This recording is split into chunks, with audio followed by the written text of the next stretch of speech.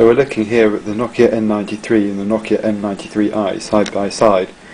Here it's more obvious to see the differences between the two devices.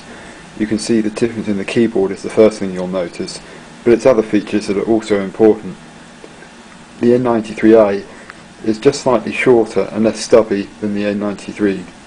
As a result, it feels considerably smaller in the hand and has an overall slightly more sleek feel.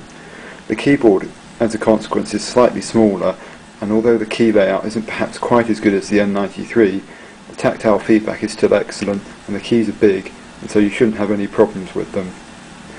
The screens are one of the interesting issues with the N93. The N93i can improve considerably over the N93. You can see here that the N93i screen is considerably brighter. It seems to be a little crisper. This is because it supports a greater number of colours than the N93, and it seems to be just a slightly better screen overall. You'll also notice that there's been a slight redesign on the top of the N93. You can see the VGA camera has been slightly repositioned and redesigned. More importantly though are the soft keys on the top there. They're much easier to use on the N93, which means changing settings in the camera applications and other applications that are used when in landscape mode is considerably easier. If we move to the side here, you can see that in profile the N93i is a little bit slimmer, although this isn't actually that considerable a difference in physical terms. One of the nice things about the N93i is the redesigned joystick on the side. It's a lot easier to use than the N93, and the consequence of this is that you actually end up changing the settings in the camera application far more frequently. The camera application has actually had one of the biggest upgrades of the N93. Although it's not immediately apparent, I found that the performance of the night mode of the software was considerably improved over my N93, even though the physical specifications of the camera and the sensor are unchanged.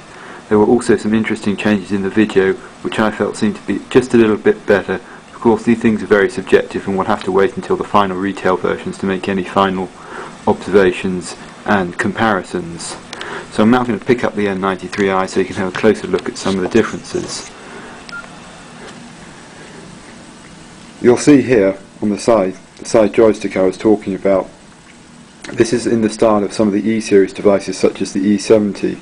It's an all-in-one joystick and avoids the middle button syndrome that you have in the N93. It does make a major difference to this device, and is probably my favourite change. Below that you can see the redesigned memory card slot that switch sides of the device, and now it's a lot more robust. In fact, this whole casing in the N93i is more robust than the N93. This extends to the back battery cover, which is a lot easier to take on and off, and also is less prone to slipping it. I have to edit that out.